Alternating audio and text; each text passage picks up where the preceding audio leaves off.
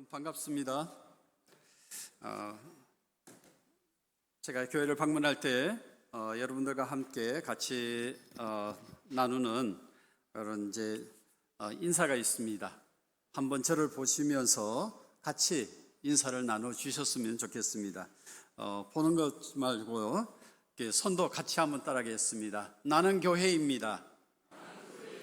자, 우리 좌우에 계신 분, 우리 직분이 있으면 장로님, 권사님, 집사님 하면서 인사하겠습니다.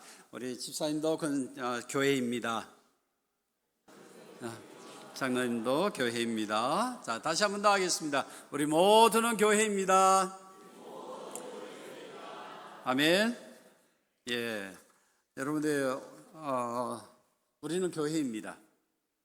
교회로서 우리가 오늘 살아가고 있는데, 여러분들이 이 교회에 모여서 같이 예배를 드리지만 드리는 이곳만 교회가 아니라 우리가 살아 움직이는 생동감 있는 또 유기체적인 교회인 줄 믿습니다.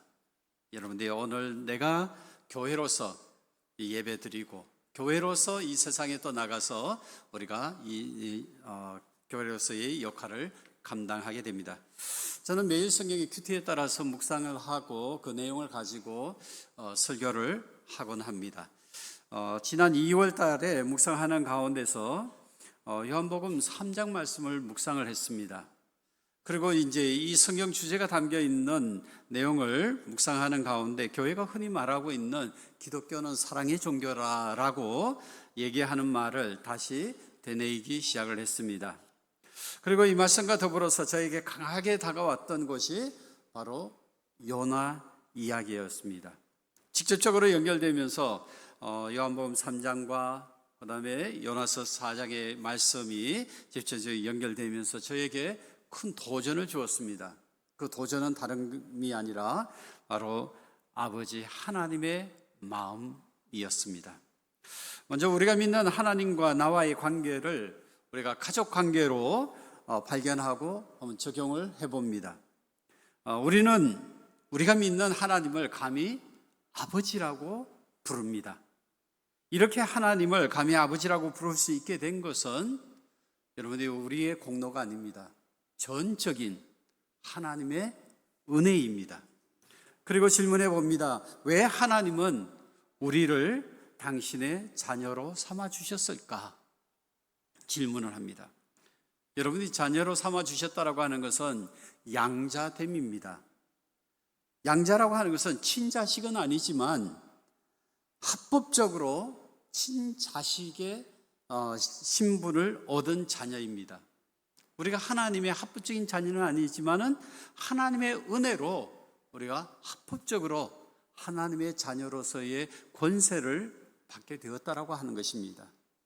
이에 대해서 예수 그리스도를 만나고 그리고 난 다음에 자신의 인생을 완전히 터닝해서 하나님께 충성하고 예수의 이름으로 그렇게 평생을 살아왔던 사도 바울은 하나님과의 관계를 이렇게 설명하며 고백을 합니다.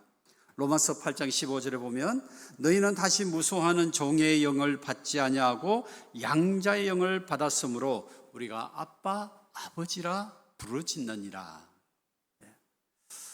저는 동티모르 선교 현장에 있는 선교사입니다. 여러분들 이제 흔히 동티모르라고 얘기하면 아직 여러분들 중에는 아시는 분도 있지만은 낯설게 여러분들이 듣는 분들도 계실 거예요. 동티모르가 도대체 어디 있을까라고 하는 거죠. 이 동티모르는 여기서 이제 가려면은 항상 1박 2일로 갑니다. 당일로 직항이 없기 때문에 1박 2일로 갑니다.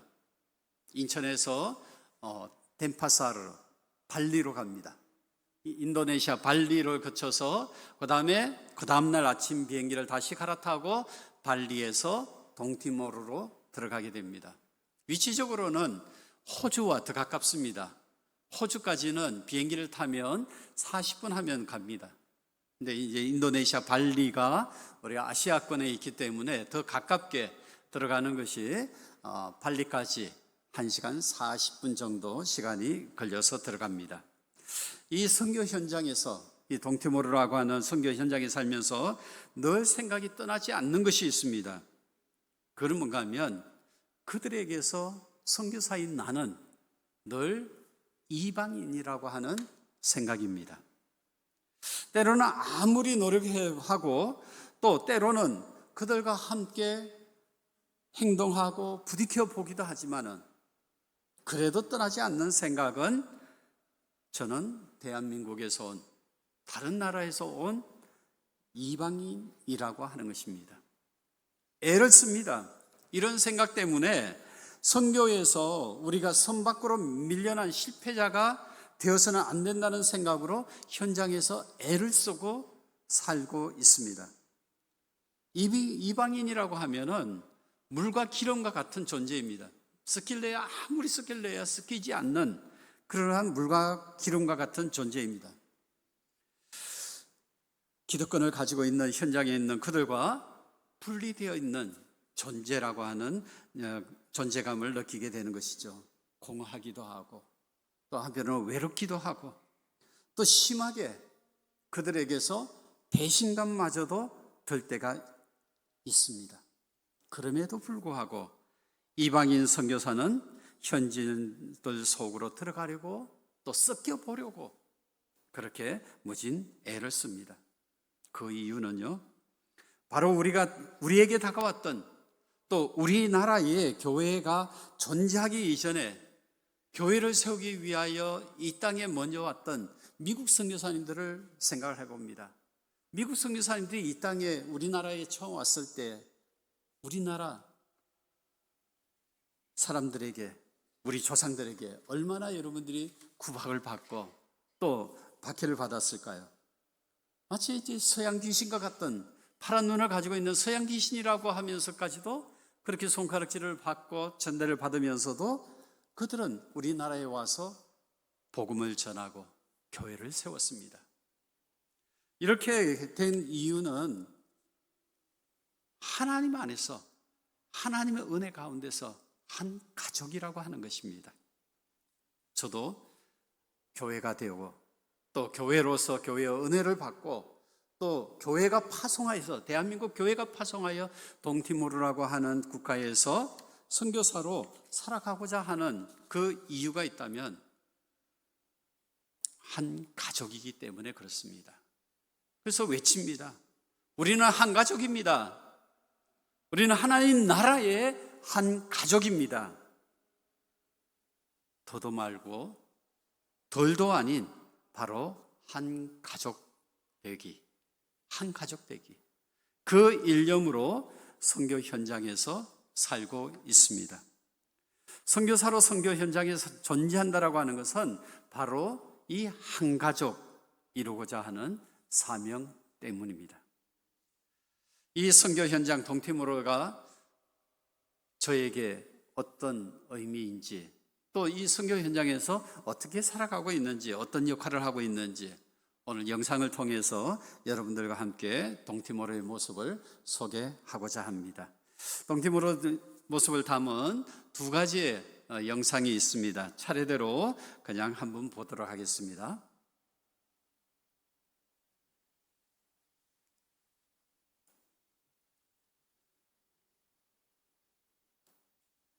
영상이 준비되셨나요?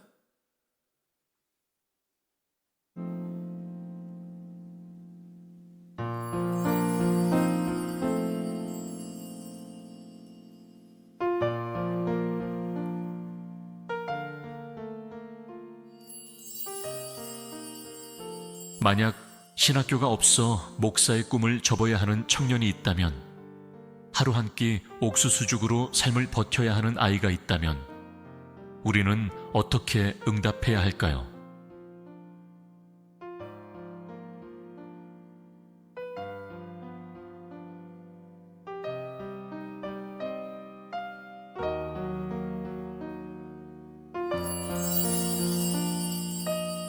이대훈 선교사는 대학 시절 하나님께 드린 약속을 따라 선교사의 길을 준비해 왔습니다. 사회생활과 신학을 거쳐 지금은 동티모르 현장에서 살아가는 선교사로 섬기고 있습니다.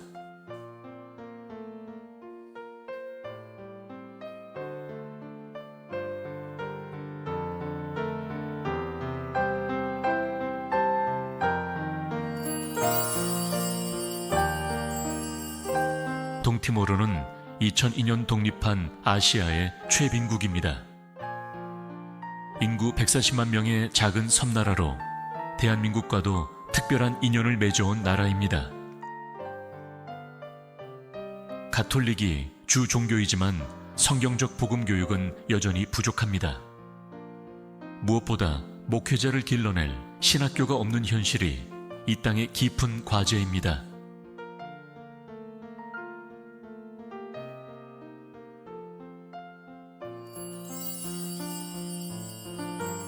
이대훈 선교사는 현장의 상황에 응답하는 맞춤 선교를 실천하고 있습니다.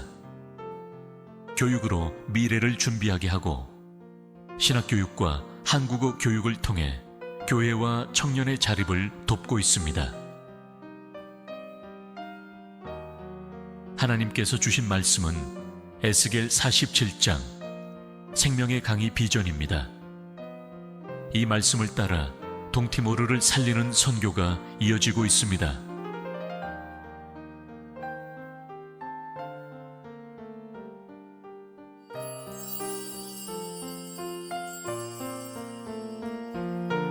이 선교는 이미 완성된 이야기가 아니라 지금도 되어가고 있는 하나님의 선교입니다. 동티모르 선교를 위해 헌신하는 이대훈, 김차순 선교사를 위해 기도와 후원으로 함께해 주셔서 감사합니다.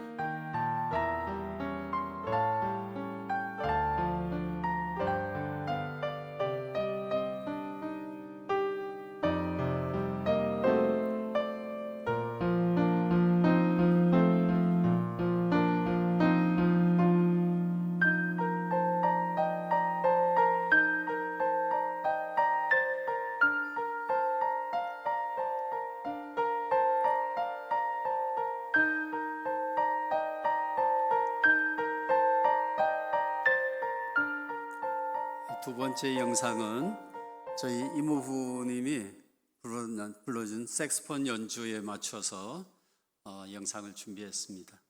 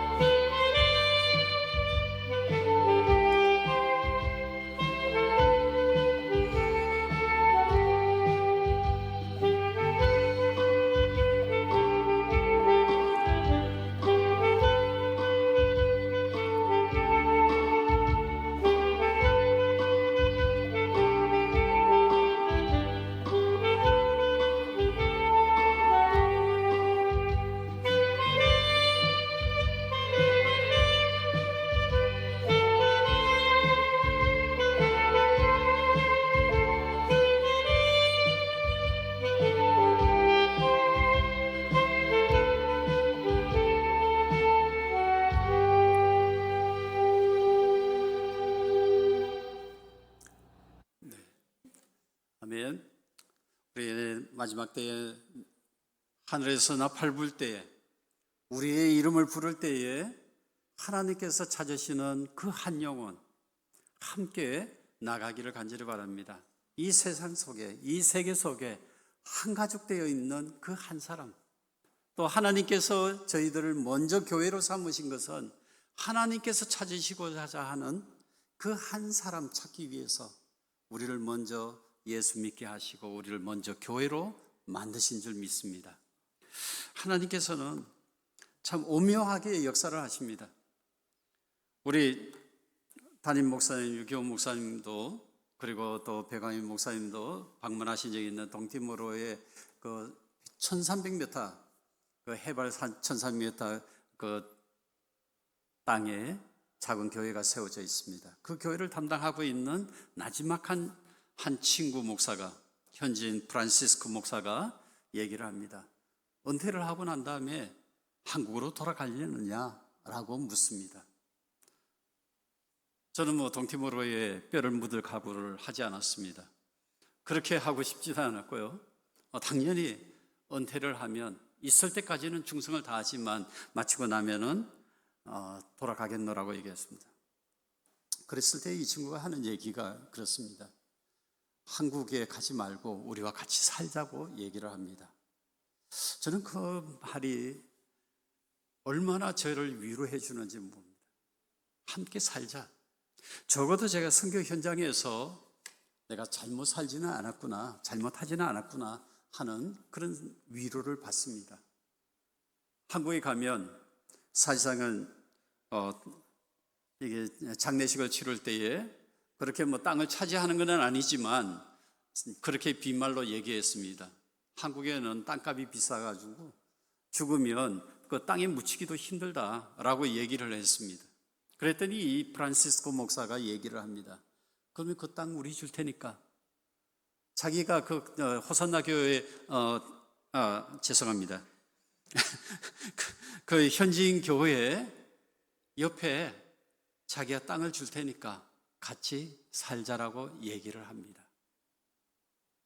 그때 저에게 다가왔던 큰 깨달음이 있었습니다. 선교 현장에서 선교사가 산다라고 하는 것은 파트너로 사는 것도 아니고 선교사와 선교 혜택을 주는 사람과 선교 수혜자가 사는 것이 아니라 가족으로 같이 사는 것이다 하는 그 생각이 들었습니다. 우리가 어디를 가든지 교회로서 같이 만나고 또 그 현장에서 그 사람들과 현지인들과 같이 만난다라고 하는 것은 이거는 가족이 되는 것이다 라고 하는 것을 배웠습니다. 그래서 그것을 저희 논문에도 그렇게 기록을 했습니다.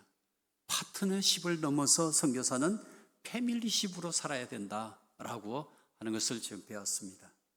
여러분, 선교사로서 현지인들과 같이 아무리 부딪혀 보려 해도 부딪혀지지 않는 물과 기름과 같은 이방인과 같은 그런 존재지만 그래도 이방인인 저를 그렇게 가족처럼 받아주는 그 현지인들 또 현지 교회가 있다라고 하는 것은 저에게 얼마나 큰 위로가 되는지 모르겠습니다. 복음 찬양 중에 아바 아버지라고 하는 찬양이 있습니다. 그 찬양에 보면 아바 아버지, 아바 아버지, 나를 안으시고 나를 바라보시는 아바 아버지, 나를 도우시고 힘주시는 아버지, 나를 안으시고 바라보시는 아버지. 그랬을 때에 그 결과가 어떤 결과가 나오는가 하면 내 영혼을 새롭게 하시네, 내 영혼을 새롭게 하시네. 여러분, 이 하나님께서 나를 아시고 나를 이해하시는 그 결과로서 내 영혼이 소생케 되어지고 내 영혼이 새롭게 되어진다라고 하는 것, 이것은 마치 공감대로서 우리가 느낄 수 있는 것이라고 합니다. 내 다 안다. 하나님께서 말씀하시는 듯이 귓전에 들려오는 그런 음성이 들립니다. 네 다 안다. 위로는 치유되고 회복됨으로 마음이 건강해지는 결과이지만 그 마음의 상처, 공공함에서 벗어나서 다시 일어날 수 있는 그 과정에서 우리는 이 공감대를 통해서 위로를 얻게 됩니다. 그 공감대라고 하는 것은 함께함이지 않겠습니까? 나를 아시고 나를 이해하시네. 그 내 다 안다라고 하는 짧고 단순한 의미이지만 이 의미가 현장에 있는 선교사에게 위로를 전해주는 겁니다. 시편 139편 1절에서 4절에 보면은 다윗은 자신의 신앙으로 고백을 합니다. 여호와여, 주께서 나를 살펴보셨으므로 나를 아시나이다. 주께서 내가 앉고 일어섬을 아시고 멀리서도 나의 생각을 밝히 아시오며 나의 모든 길과 내가 눕는 것을 살펴보셨으므로 나의 모든 행위를 익히 아시오니 여호와여, 내 혀의 말을 알지 못하는 것이 하나도 없으시니이다. 이런 알매의 입장에서 저와 여러분을 하나님께서는 자녀로 삼아주셨습니다. 양자됨에 아버지와 자녀로 관계를 맺어주셨고 지금 우리는 그 관계로 신앙생활을 하고 있습니다. 여러분이 신앙생활을 하는 것은 여러분이 완성형이 아닙니다. 과정입니다. 되어가는 과정입니다. 진행형이죠. 창조자 하나님께서 죄인인 인간을 다시 하나님의 양자됨으로 삼아주셨다는 것은 어떤 의미일까요? 저는 이것을 아버지 하나님의 마음에서 우리는 발견하기를 원합니다. 오늘 요나서 4장에 보면 요나는 끊임없이 하나님의 부르심, 가서 외치라, 니느웨 성에 가서 외치라라고 하는 그 하나님의 요청, 요구 또는 명령에 불과하고 그는 자신의 생각을 내세웁니다. 오늘 읽었던 말씀에 요나서 4장 말씀에 보면은 요나는 자신의 생각을 하나님 앞에서 항변하듯이 합니다. 하나님, 내 생명을 거두어 가소서. 사는 것보다 죽는 것이 낫겠습니다. 제 니느웨 성으로 가지 않겠습니다. 그렇게 외칩니다. 그랬을 때에 하나님의 생각은 요나의 생각과 달랐습니다. 하나님께서 말씀하십니다. 내가 성내는 것이 옳으냐? 라고 말씀하시면서 하나님의 마음을 다시 한 번 더 요나에게 전달하면서 요나서는 끝이 납니다. 4장 10절 11절 말씀에 보면 내가 수고도 아니하였고 재배도 아니하였고 하룻밤에 났다가 하룻밤에 말라버린 이 박넝쿨을 아꼈거든 하물며 하나님의 마음을 발견합니다. 하물며 이 큰 성읍 니느웨에는 좌우를 분별하지 못하는 자가 12만여 명이요 가축도 많이 있나니 내가 어찌 아끼지 아니하겠느냐. 죽고 사는 것은 하나님에게 다 달려있는 겁니다. 나의 마음은 이들도 같이 살기를 원한다. 당연히 죽어야 되고 마땅히 죽어야 하는 그런 니느웨 성의 사람들이지만 이들도 나의 자식으로 살아가기를 바란다라고 하는 하나님의 마음이 담겨 있습니다. 니느웨 성은 당시 세계 최강국이었던 아시리아 국가의 수도였습니다. 아시리아 군대는 잔인하기로 그 당시에는 소문이 났는 겁니다. 포로들을 잡아가면 고문하고 살육하고 그렇게 악명이 나 있기 때문에 그야말로 이스라엘 사람들에게 니느웨 성은 지옥과 같은 곳이라고 보여집니다. 그래서 나훔서 3장 1절에 보면 피의 성이라고 일컫고 있습니다. 그리고 이스라엘 사람들에게 니느웨는 심판받아서 마땅한 악의 축이었습니다. 민족적인 감정이 들어있는데 하나님께서는 이 요나를 부르시고 요나에게 사명을 안겨주신 것입니다. 가서 외치라. 이들도 내 소리를 내 마음을 알도록 가서 외치라 라고 말씀을 하고 있습니다. 그러나 요나는 끝까지 자신의 생각을 굽히지 않았습니다. 피하여 도망을 갔습니다. 1장 3절에 요나서 1장 3절에 보면은 요나가 여호와의 얼굴을 피하여 도망갔다라고 하는 피했다라고 하는 표현이 두 번이나 한 절 속에 들어 있습니다. 여호와의 얼굴을 피하여 여호와의 얼굴을 피하여. 그러나 하나님 앞에 외칩니다. 싫습니다. 안 됩니다. 못합니다. 분명 그 마음도 이해가 갈 만도 합니다. 이스라엘 백성들이 당했던 그 고난, 그 고초를 당하면 여러분들이 이 아시리아 국가 니느웨 성에 있는 사람들이 구원받는 것을 여러분들이 허용하겠습니까? 같이 망하기를 바라겠죠. 그러나 하나님의 마음은 그 이스라엘 백성 요나의 마음과 달랐다라고 하는 것입니다. 이것은 다 안다라고 하는 것입니다.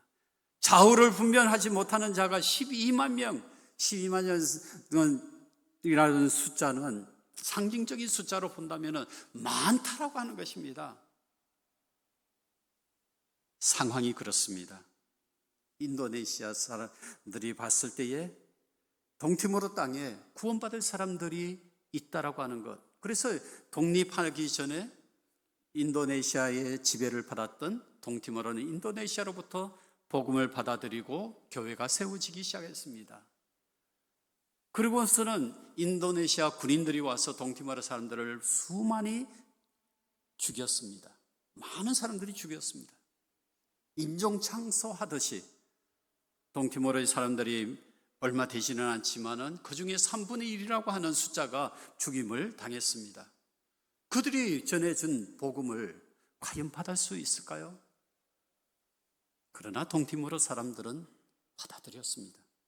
복음을 받았습니다. 교회가 세워졌습니다. 그들도 함께 동티모르 사람들을 위해서, 자국민들을 위해서 기도할 뿐만 아니라 인도네시아를 위해서도 기도하고 있습니다. 하나님의 마음이 담겨져 있습니다. 상황이죠.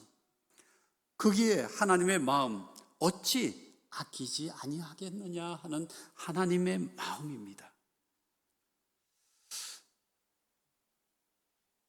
여러분, 과연 우리의 감정이 서 있는데 그들에게 가서 복음을 전하라고 했을 때 우리는 어떻게 반응을 보일까요?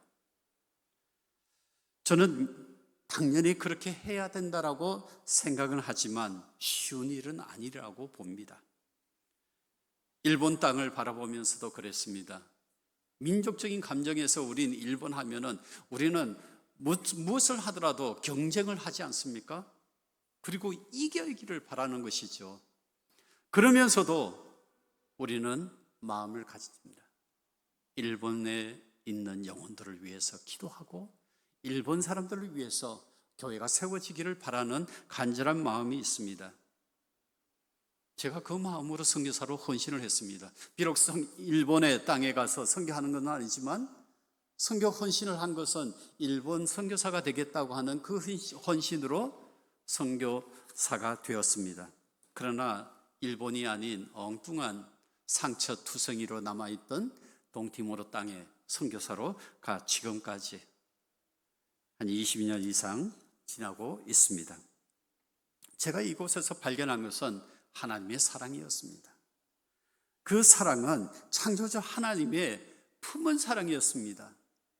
그냥 사랑이 아니라 품은 사랑이라고 여러분들이 했을 때 여러분들이 뭔가 이게 포근하게 다가오는 그런 느낌이 들지 않습니까? 여러분들이 여성들은 알 겁니다. 어머니들은 더 간절히 이 품은 사랑이라는 의미가 무엇인지를 아실 것입니다. 9달 동안 자녀를 품었다가 탄생시키는 이 자녀를 낳는 그 품은 사랑, 그 품은 사랑처럼 하나님도 우리를 품어주셨다라고 하는 것입니다. 인간과 짐승이 다른 점은 바로 이것입니다. 인간은 품은 사랑을 늘 기억을 합니다. 그래서 이 자식이 소중한 것이죠. 이 품은 사랑은 평생 갑니다. 살아있는 동안에 평생 갑니다. 잊혀지지 않습니다. 잊으려고 온갖 애를 써보지만은 잊혀지지 않는 것이 우리가 인간이 지니고 있는 품은 사랑이라고 해요. 이 품은 사랑은 어디에서 왔을까요? 하나님께서 보여주신 그 사랑이 바로 품은 사랑이라고 하는 것입니다. 선교는 선교 현장에서 품은 사랑을 지닌 아버지 하나님의 마음을 전하는 것입니다. 여러분 그렇지 않습니까? 아버지 하나님께서 그 사랑하신다라고 하는 것, 우리를 얼마나 사랑하셨는지 그 사랑을 성경 현장에서도 하나님이 그 사랑으로 당신도 사랑합니다, 당신도 교회가 되기를 바랍니다 하고 그 마음을 전하는 것, 이것이 여러분들의 아버지 하나님의 그 품은 사랑이라고 하는 것입니다. 오늘날의 선교 현장은 마치 니느웨 성과 같습니다. 그 선교 현장에서 선교사는 아버지 하나님의 마음을 품고 니느웨로 달려가는 것이죠. 자신의 판단이 아니라, 자신의 감정이 아니라, 나의 감정이 아니라 하나님의 마음이 우선이 되는 것입니다. 오로지 하나님의 마음을 전달해야 됩니다. 왜냐하면 선교는 하나님의 선교이기 때문에 그렇습니다. 그리고 선교는 교회의 사명이기 때문에 그렇습니다. 우리 아까 찬양에도 나왔는데 찬송가 180장 이 찬양을 보면 하나님의 나팔 소리 천지진동할 때에 여러분 그때 하나님께서 부르십니다. 저와 여러분을 부르십니다. 또한 저와 여러분뿐만 아니라 이 호산나 교회를 통해서 참으로 예수 믿게 된 사람, 그리고 예수를 믿어야 할 그 한 사람의 이름을 부르십니다. 이것이 그들이 살고 있는 곳이 바로 선교 현장이라고 하는 것입니다. 오늘 읽은 또 한 곳의 말씀, 이 신약의 말씀, 예수님이 성육신하여서 이 세상에 오신 이유, 하나님이 당신의 진정한 의도인 사랑을 담아서 이 세상으로 독생자를 파송하신 그 이유를 밝혀주셨습니다. 하나님이 세상을 이처럼 사랑하사, 하나님이 세상을 이처럼 사랑하사 독생자를 주셨어요. 얼마나 사랑하셨으면 자신의 아들 독생자 예수를 이 땅으로 보내셨을까요? 여러분이 예수 그리스도가 이 땅에 오셨다라고 하는 것은 어떤 의미의 삶을 살아가고 가야 되는지, 그 삶의 방향이 어떻게 될 것인지 하나님은 다 알고 계셨어요. 십자가에 올라가야 되고, 그 십자가에서 운명해야 되고, 온갖 조롱을 당해야 되고, 그러나 그 길을 가야만이 하나님의 사랑이 완전해질 수 있기 때문에 예수 그리스도는 이 땅에 성육신 하신 것입니다. 이 사랑은 바로 아버지 하나님의 마음이었습니다. 아버지 하나님의 마음을 담고 예수는 이 땅에 오셨다라고 하는 겁니다.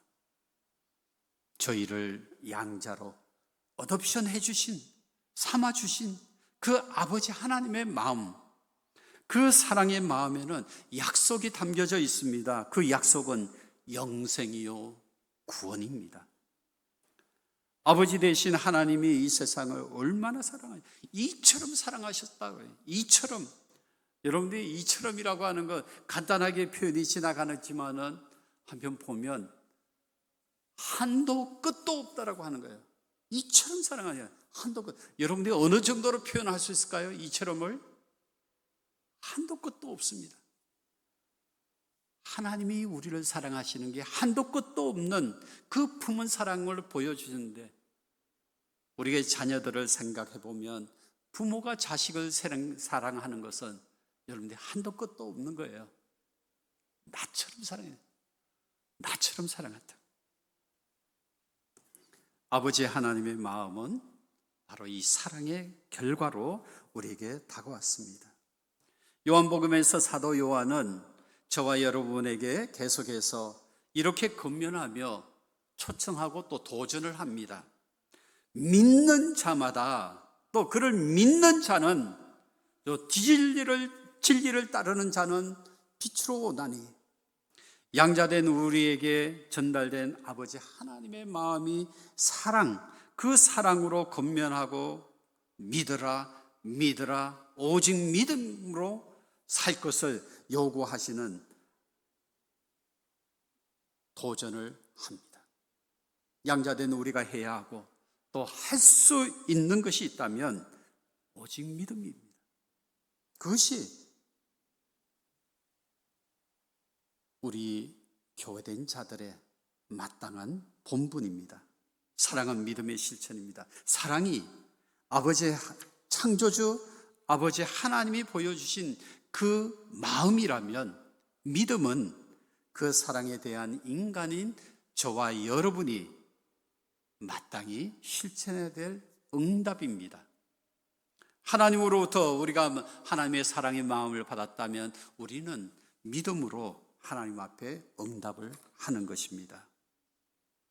믿어라.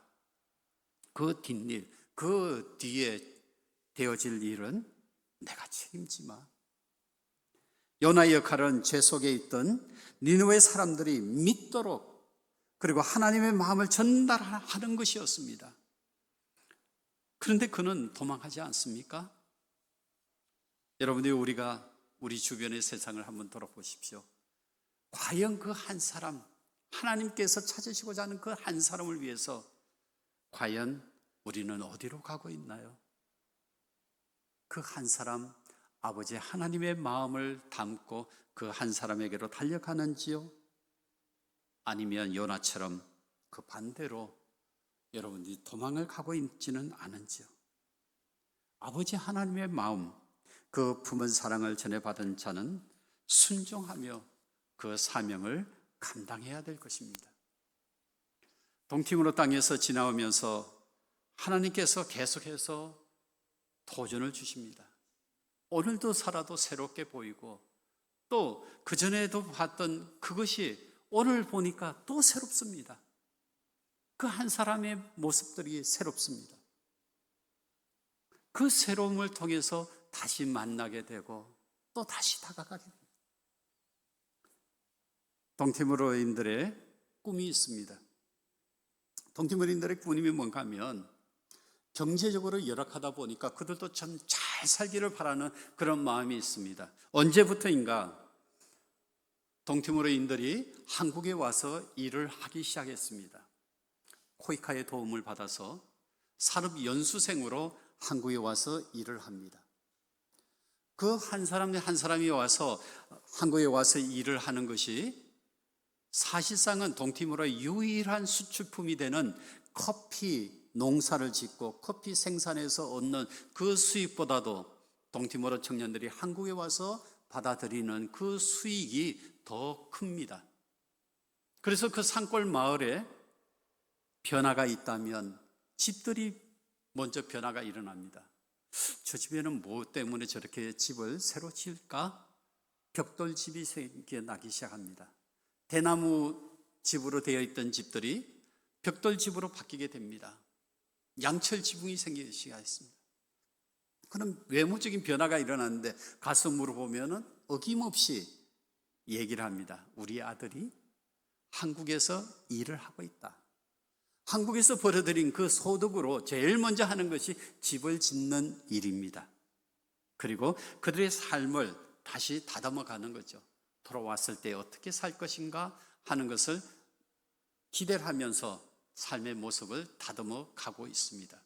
코리아 드림.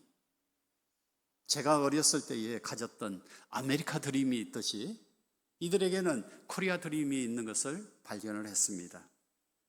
그래서 그들에게 코리아 드림을 실현시켜 주기 위해서 한국어를 가르치기 시작을 했고요. 사진 속에서 여러분들이 보셨다시피 많은 청년들이 모여서 한국어를 배우고자 합니다. 그들의 꿈을 이루기 위해서. 그러나 선교사에게는 또 다른 꿈이 있습니다. 그들이 한국에 가서 돈을 벌고자 하는 코리아 드림이 있다면 선교사는 그들도 한국에 와서 한국 교회를 통해서 더 양육을 받고 성장하고 성숙해서 그들이 받는 일부의 금액이라도 11조를 본국으로 보내면 본국에 있는 교회 목사들이 자립을 할 수 있다. 본국의 교회들이, 동티모르 교회들이 자립을 할 수 있다라고 하는 거예요. 그런 의미로서 이게 동티모르 청년들에게 자꾸 한국을 소개하고 여러분이 K 드라마를 통해서 한국을 소개하는 것이 아니라 한국어를 통해서 또 한국을 보여주고 한국의 교회를 통해서 한국을 보여주고자 하는 것입니다. 이 시간을 통해서 여러분들의 이야기는 아니지만 한국 교회의 이야기이기 때문에 저는 자랑하며 고백을 합니다. 이제 다음 주면 2명의 청년이 한국에 도착을 합니다. 이미 한국에 와서 2명의 청년이 지금 산업 양계 연수를 하면서 지금 경남 합천에 와서 일을 하고 있습니다. 그러면 또 바뀌는 그런 청년들도 있는데 다음 주에 오는 2명의 청년은 미용사 자격을 얻기 위해서 또 네일 아트를 배우기 위해서 한국에 옵니다. 대구에 있는 고산동부교회가 이 청년들을 전적으로 지원하고 케어해 줍니다. 그리고 새벽 예배부터 이게 모든 예배에 참가를 시키면서 훈련을 시킵니다. 영적인 지도자를 만들고 또 육체적으로도 살아갈 수 있도록 그렇게 훈련을 시켜주시는 것이죠. 그렇게 돌아온 친구들이 이제 동티모로에서 미용실을 차리고 뷰티샵을 열면서 그들의 삶을 이끌어 나가고 복음의 전진기지를 만들어 나가고 있습니다. 이렇게 한국에 먼저 교회가 되었고 예수 믿는 그 형제가 되었던 한국 교회의 도움을 받아서 동티모르 교회가 함께 세워져 가는 이 모습, 형제가 동거하여 연합함이 얼마나 선하고 아름다운 것, 하나님께 감사를 드리고 영광을 돌립니다. 이것은 나눔입니다. 하나님의 사랑, 이미 받았던 하나님의 그 사랑은 나눔으로 현장에서 실천되어집니다. 여러분들이 받은 것에 만족하지 아니하고 오늘 내가 받은 이 은혜, 오늘 내가 받았던 이 풍성함, 이것을 작은 얼마라도 여러분이 나눌 수 있다면 선교 현장의 교회들은 함께 기뻐하고 함께 힘을 내고 함께 하나님 앞에 나와서 찬송과 영광을 올려드리게 될 것입니다. 창조자 하나님을 우리는 아버지라고 신뢰하며 우리는 고백하고 따릅니다.